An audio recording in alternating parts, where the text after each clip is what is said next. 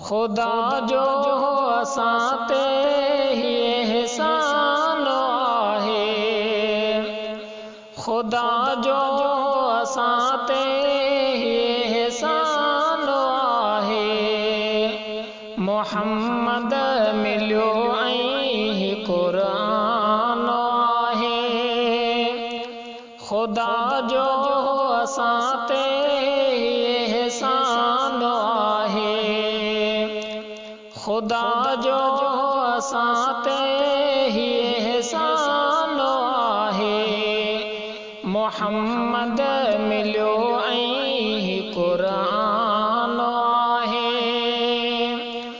मिलन थियूं दिली रातूं त सदाई, मिलन थियूं दिली रातूं त सदाई।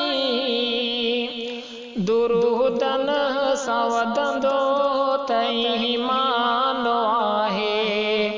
मोहम्मद मिलियो ऐं क़ुरान आहे।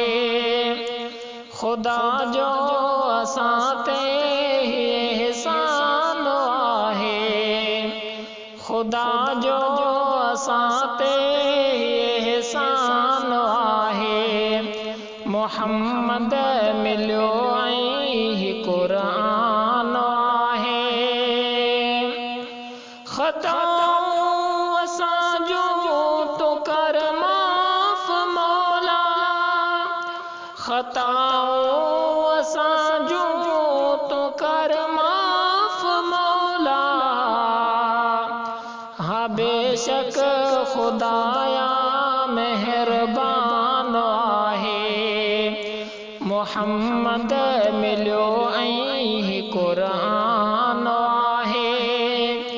खुदा जो असां ते एहसान आहे, खुदा जो असां ते एहसान आहे। मोहम्मद मिलियो ऐं क़ुरान आहे। असां जो नबी नबीन जो सरदार, असां जो नबी नबीन जो सरदार। उन्हीअ में असां जो तबीमान आहे। मोहम्मद मिलियो ऐं क़ुरान आहे।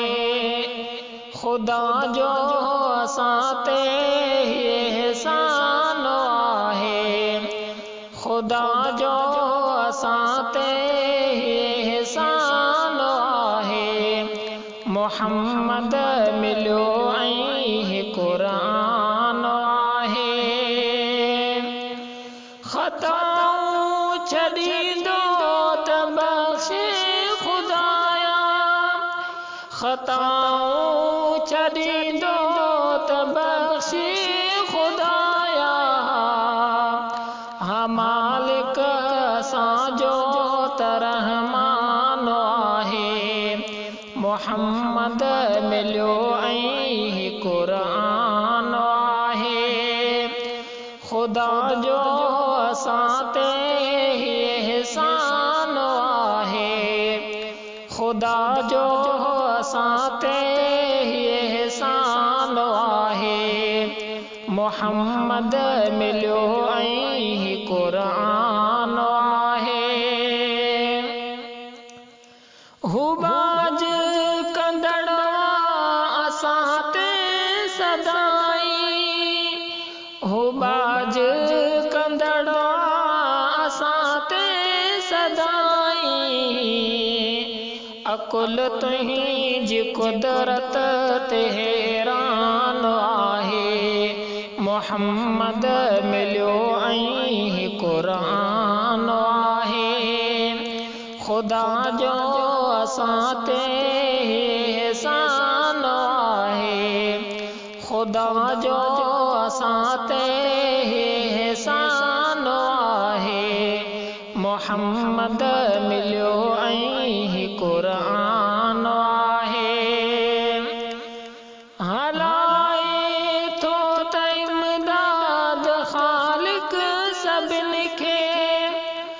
हलाए थो त इमदाद ख़ालिक सभिन खे ख़ल्क़ियो जई सुहिणो त इंसान आहे मोहम्मद मिलियो ऐं क़ुरान आहे ख़ुदा जो असां ते एहसान आहे ख़ुदा जो असां ते एहसान आहे मोहम्मद मिलियो ऐं